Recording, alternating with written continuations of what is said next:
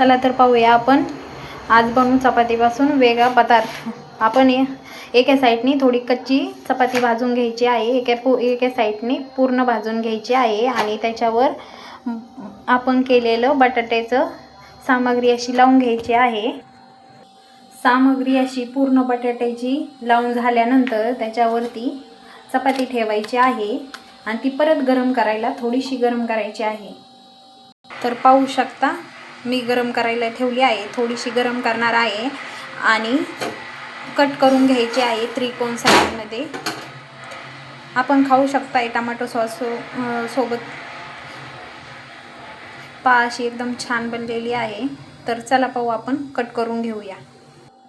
आपण असा साधा आणि सोपा नाश्ता सकाळी बनवू शकतो, हेल्दी आणि सगळ्यांना आवडणारा। आवडला असलं तर लाईक करा। थँक्यू।